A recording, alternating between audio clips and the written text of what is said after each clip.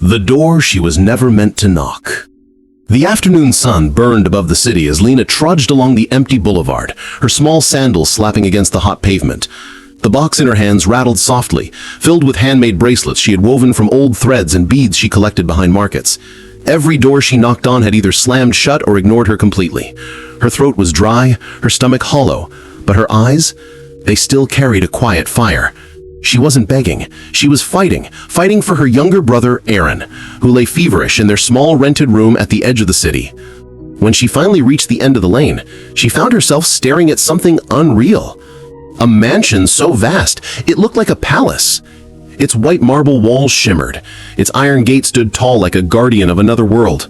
She hesitated, glancing at her dusty dress and calloused hands. People like her didn't belong near places like that. But desperation has no manners. She took a deep breath and pressed the golden bell. A cold voice echoed through the speaker. "Yes?" Lena's own voice trembled. "Sir, I'm selling bracelets. Please, just one could help me buy my brother's medicine." A long pause followed. Then a click. The gate began to open. As Lena stepped inside, the air seemed to change. The garden smelled of roses and freshly cut grass. Fountains danced in the sunlight. Everything felt too quiet, too perfect, like the world had stopped to watch her trespass. The man who appeared from the doorway was tall, silver-haired, and dressed in a suit that probably cost more she earned in a year. His name, as she would soon learn, was Adrian Blake, one of the wealthiest men in the city, owner of Blake Industries, a name whispered with envy in business circles. Yet the first thing Lena noticed wasn't his wealth. It was his eyes. They looked tired, haunted. He studied her in silence for a few seconds that felt like minutes. "You made these yourself?" he asked finally. She nodded quickly. "Yes, sir. I can make more if you like." Adrian exhaled softly, as though fighting something inside him. "Come in. I'll buy them all." The words felt unreal. She followed him through marble halls lined with paintings, chandeliers, and portraits of people who looked too happy to be real. But then her gaze caught something. A photograph, half hidden behind a vase. A familiar face. A face she had only seen in one worn-out picture her mother kept under her pillow. Her heart stopped. She whispered without meaning to, "That's my father." Adrian turned sharply, his glass of water slipping from his hand and crashing to the floor. The sound echoed like thunder in the still room. "What did you say?" His voice trembled, low but dangerous. Lena stepped closer, pointing at the photo. "My dad. That's him. His name was Daniel. Daniel Hart." Adrian's expression drained of color. For a moment, he couldn't speak. His lips parted, but no words came out. He sank into the nearest chair, staring at the floor as if ghosts had risen around him. "It can't be," he whispered. "You're his daughter?" Lena's eyes filled with tears. "Yes, but how do you know him? Why do you have his picture?" Adrian looked at the photo again. Two young men in work uniforms, arms around each other, smiling under a factory sign that read, "Blake and Hart Repairs." The world spun backward in his mind. Memories flooded. Laughter. Dreams. The day everything went wrong. Finally, he looked at her and said in a voice that broke with guilt, "Because your father saved my life." Adrian's words hung heavy in the room. Lena could barely breathe. "Saved your life?" she repeated.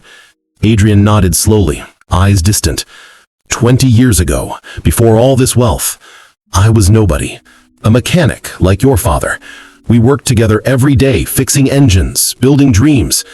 But one night, a gas explosion ripped through the workshop. He pushed me out of the way. I lived. He didn't.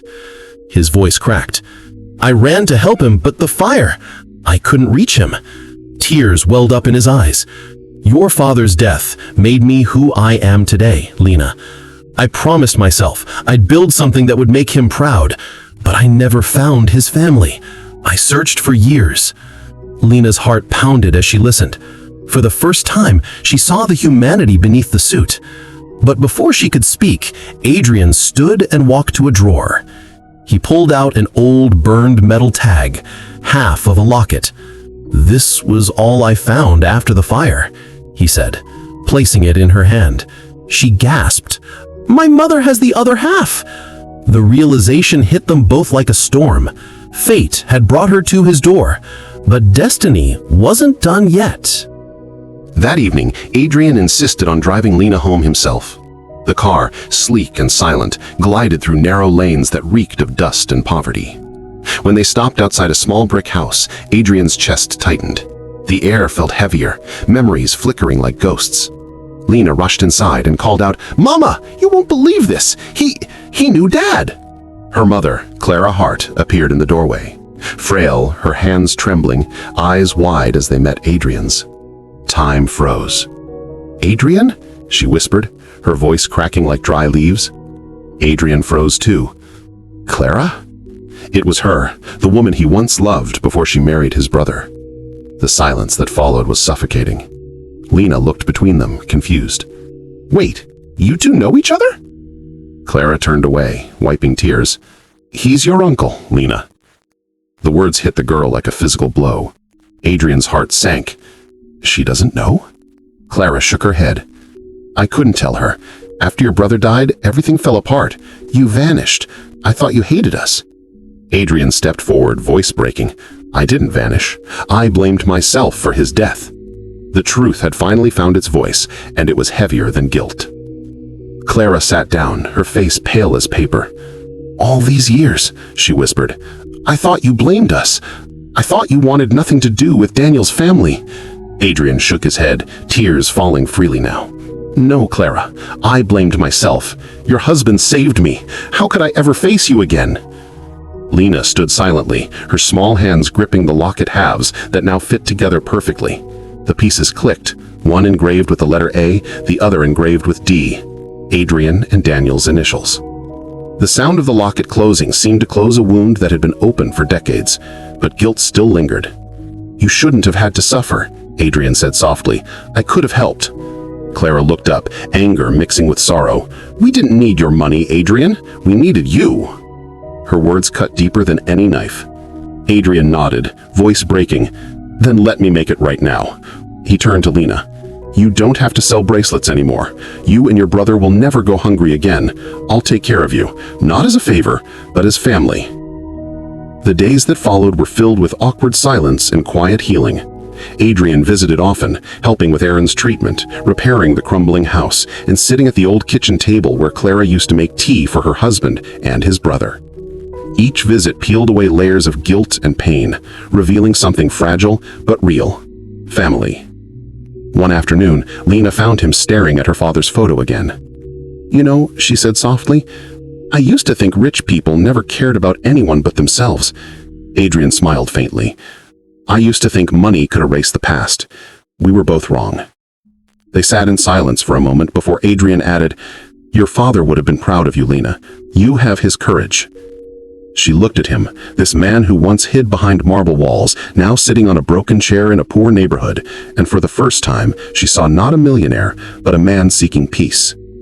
When he finally asked for Clara's forgiveness, she didn't answer with words. She simply placed the locket around his neck, completing the circle that fate had broken. Months later, the mansion no longer felt cold. Laughter filled the halls again as Lena and Aaron ran through the corridors, their voices echoing like a promise of new beginnings. Adrian had turned part of his estate into a small charity workshop, employing poor artisans to make jewelry and crafts inspired by Lena's bracelets. The brand was named Heart and Hope, in memory of the man who had given his life and the girl who had brought it full circle. One rainy evening, as thunder rolled outside, Adrian stood before the same photograph that had started it all, the one of him and Daniel. Only this time, a new photo hung beside it. A picture of Adrian, Clara, Lena, and Aaron smiling together. Lena walked up beside him and said softly, "You know, I used to think life was unfair." Adrian looked down at her and smiled. "It is sometimes, but sometimes it gives us back more than it takes." The camera would fade on that image, the millionaire who found his lost family, the poor girl who found her truth, and the photo that reminded them both that love, once lost, can still find its way home.